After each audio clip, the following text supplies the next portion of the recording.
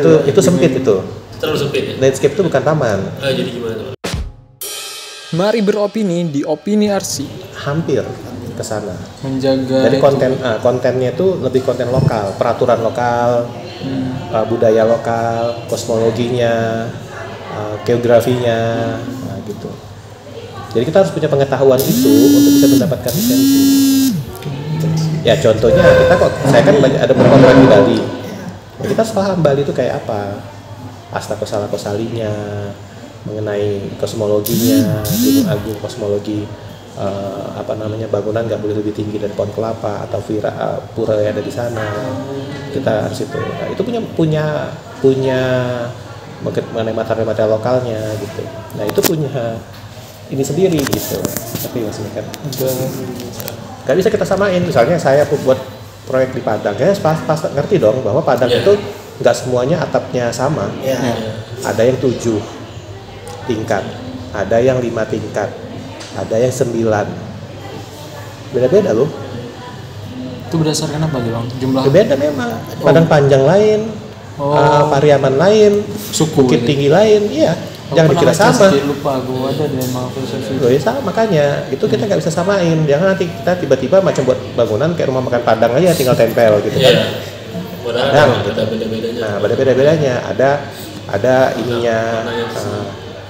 Bagaimana kita mengenal suku Pariaman kayak mana di sana, kayak mana di Bukit Tinggi beda, Solo beda, kayak Aceh juga. Aceh yang sisi timur, sisi barat pasti beda. Itu Takengon beda, kadang-kadang pun Gayo nggak mau dibilang Aceh katanya, gitu-gitu. Dan kan kita harus paham, walaupun nanti kita mengetahui itu secara general gitu ya. Tapi pemahaman itu penting di lisensi. Jadi ya karena Indonesia luas itu sih, dan sekaligus melindungi kita ya. Itu sekarang udah mulai diterapkan? Udah. Ini bulan ini Sumut udah keluar tanda tangan gubernur. Lisensi. Belum merata kan? Di Indonesia baru 3 provinsi. Tapi kan terus, ini wajib, itu udah peraturan pemerintahnya mewajibkan PP peraturan pemerintah tentang lisensi, undang-undang tentang STRA. Tahun ini dikelarin semua lah. Itu berarti bawa PU Pak? Bukan. Bina konstruksi. Ya PUPR, tapi namanya bina konstruksi, jadi di bawahnya lagi bina konstruksi. Badan. Ya, bina konstruksi. Tapi interior enggak gitu loh. Interior belum, karena memang yang berkaitan dengan keselamatan manusia itu masih arsitek. Karena gini, setelah undang-undang itu keluar, tanggung jawab itu ada di arsitek. Jadi kalau ada kegagalan bangunan, yang pertama arsitek, bukan struktur. Padahal bukan kita langsung. Iya, karena kita itu akan menjadi tim leadernya. Arsitek itu akan selalu jadi tim leader. Memang nyatanya begitu. Direkam. Karena kayak gini, semua orang bilang, oh ini kita arsitek udah, tapi di bagian lain orang juga mengatakan dia tim leader juga. Bahkan sekarang jembatan tuh bisa jadi arsitek tim leader. Karena sudut pandangnya beda, pasti kan dengan struktur. Kita kan misalnya berjembatan bukan hanya tentang bagaimana jembatan itu bisa menyeberangkan orang gitu kan. Tapi kan ada juga tentang manusianya, ada tentang kendaraannya, ada tentang lingkungannya, ada tentang itu juga. Itu yang nggak pernah dilihat sudut pandangnya. Kayak jembatan Ampera itu jadi ikon ini kan? Ya. Ya gitu-gitu. Ya gitu. Jadi memang di mana-mana pun ada arsitek selalu jadi tim leader. Makanya tuntutannya besar. Tuntutannya tuh banyak, kemampuannya tuh besar. Makanya jarang arsitek itu yang pendidikannya itu cepat. Sama kayak dokter gitu, karena emang tanggung jawabnya besar. Yang pernah saya ingat tadi, yang misalnya dia jurusannya berbeda, tapi dia mau ambil lintas jurusan ke arsitek, gimana tuh? Nggak bisa. Bisa. Kamu harus masuk S1 dulu. S1 Gak usah kan kamu. Ada teman saya yang udah desain interior, tapi karya-karyanya karya arsitektur banyak kan, dan desainnya bagus. Udah di atas rata-rata. Bagus. Nggak bisa. Tapi kan ini jadi saya bilang dia, kamu harus udah ambil aja lagi kuliah arsitek. Ya gitulah terakhir ya. Mau nggak mau ya. S1 lagi. Umurnya ya? Ya nggak apa. Resiko. Ya mau kayak mana resikonya? Resiko. Nah, tapi kok kan ada yang arsitek, Oh, arsitek di landscape. Boleh loh. Landscape itu nggak masuk ke IAI. Oh nggak masuk. Oh, dia langsung aja. IALI ya. IALI. IALI. Beda. Ya dari itu juga beda kan, nanti kan dia masuk desain landscape design atau landscape, kan ada landscape macam ya kan, ada kalau yang dari IPB itu kan bukan landscape design, Oh, apa dia kan lebih kepada landscape untuk mengenali tanamannya. Lalu berarti itu yang itu, Nah, kan dibilang ayo. Ya, tapi Dia nggak bisa ya.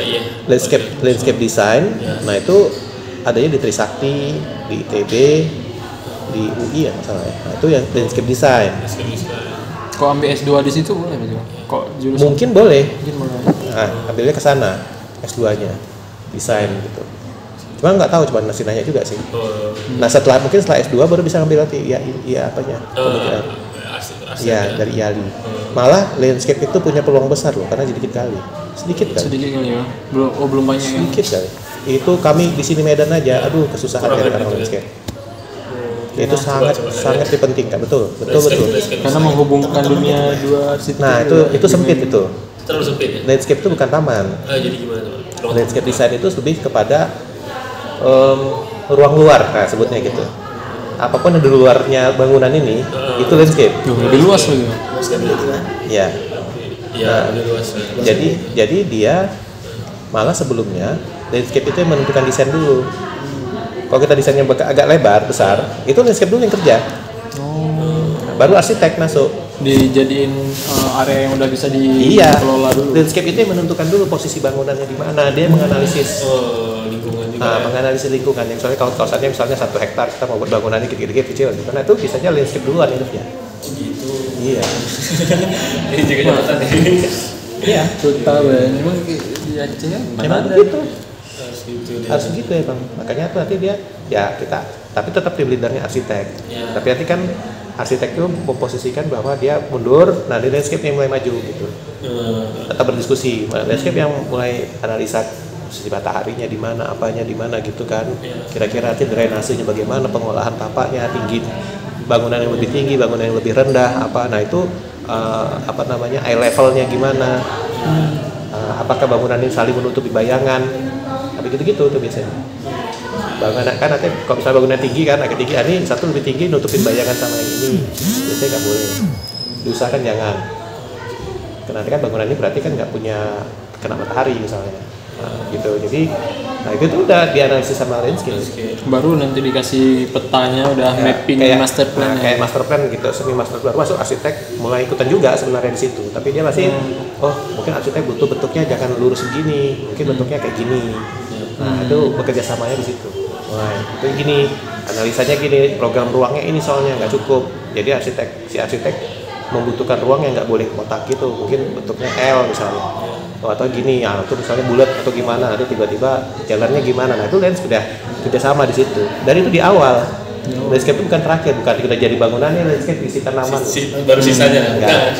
Itu tukang taman. Iya juga.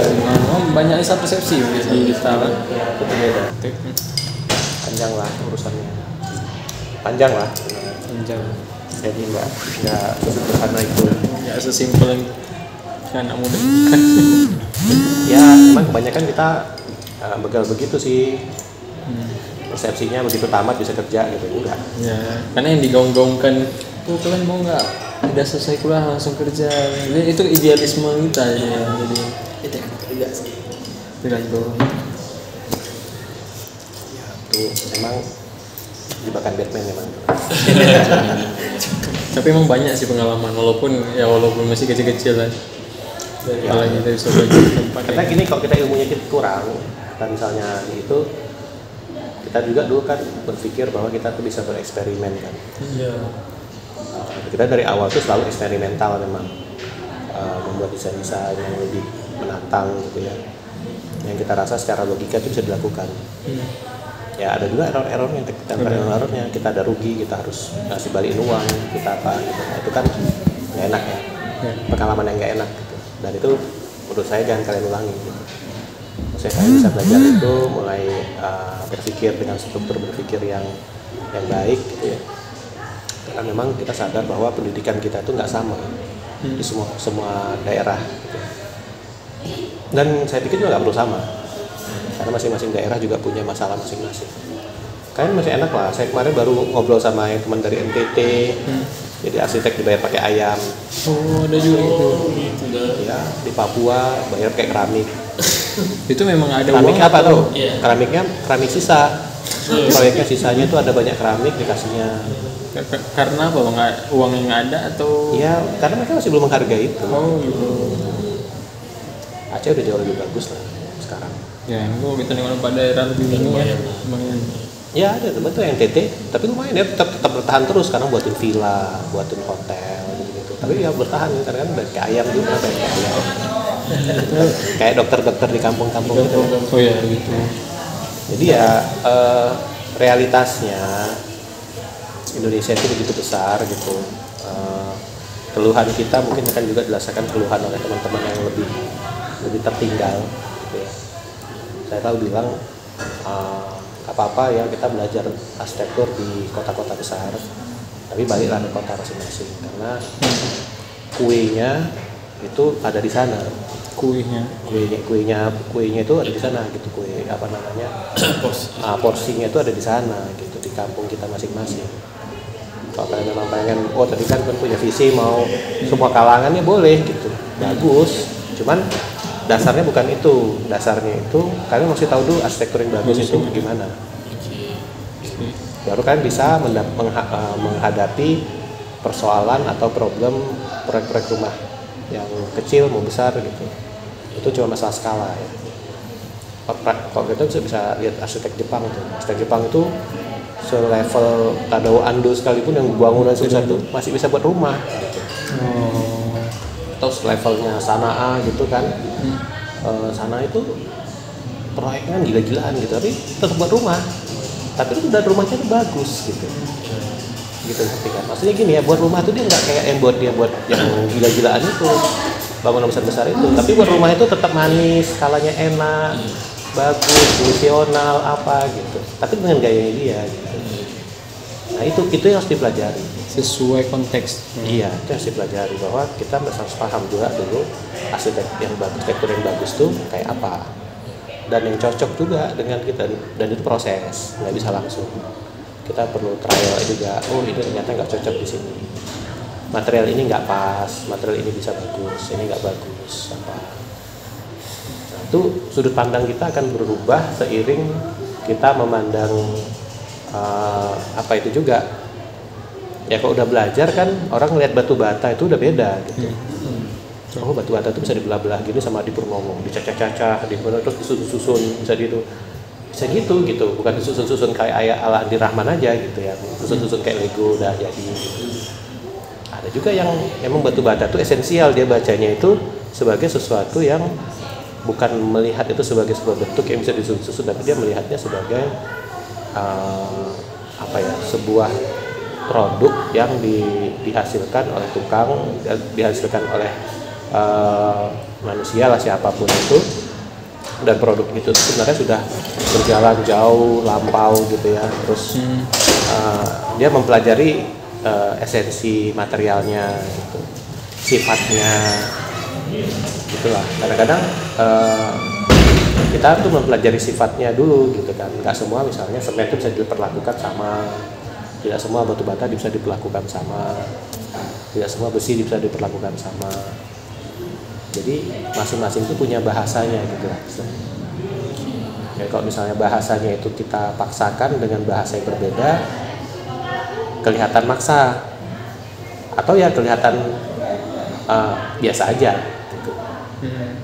Dan dia tuh posisinya itu harus bagus, tidak terlihat dipaksakan, tapi bagus gitu, fungsional. Terus dia hadirnya itu kreatif gitu, hadirnya itu juga nggak asal aneh gitu kan, nggak asal aneh, nggak asal beda, nggak perlu gitu. Dia sewajarnya aja, dia sewajarnya ada, tapi dia berbeda gitu ngerti. Nah itu kan, dan itu susah. Nengok karya tak terasa dia. Nengok karya. Ya artinya kan kita juga perlu waktu kan untuk tahu karya itu bagus nggak bagus, biasa aja.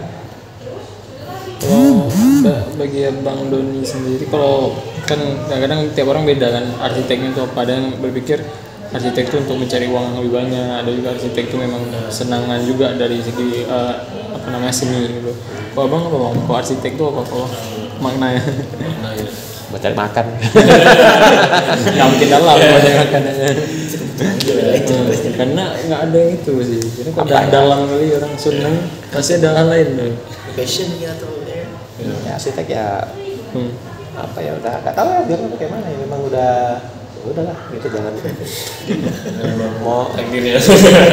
nggak tahu maksudnya gini, tapi ngomongnya gitu lebay kali kayaknya, biasa-biasa aja lah. Maksudnya semakin kita belajar tentang arsitektur itu semakin belajar tentang banyak hal lah. Banyak hal kita yang memang harus yang kita nggak tahu gitu. Kita juga terus berkembang lah, jangan berhenti. Saya juga ketemu dengan teman-teman tim lihat karyanya, aduh Edan kok bisa kayak gini gitu. Kok bisa kayak gini gitu kan, kok sanggup dia buat kayak gini gitu kan. Nah, kadang-kadang dia karyanya banyak gitu, konsisten, desainnya konsisten bagus. Dan itu susah loh. Susah Sekali. Nah, buat ada kita udah capek tengah jalan gitu kan, karena itu tadi maraton tadi. Ada kita harus membagi energi kita. Membagi energi kita. Kalau kita nggak satu pada satu saat kita nggak satu. Mungkin bisa 10 gitu. Terus kita bagaimana membagi ide 10 ini supaya bagus, tetap bagus. Kan ada hal-hal dasar yang harus kita pegang. Supaya dia tetap konsisten. Belum lagi dia tuh nggak kita pegang, dipegang oleh junior. Itu kan mesti ini lagi ya, tantangan baru lagi. Dan leadershipnya gimana? Macam-macam lah. Leadership juga kita harus belajar, tapi juga tergantung orang masing-masing kita tuh seperti apa gitu. Macam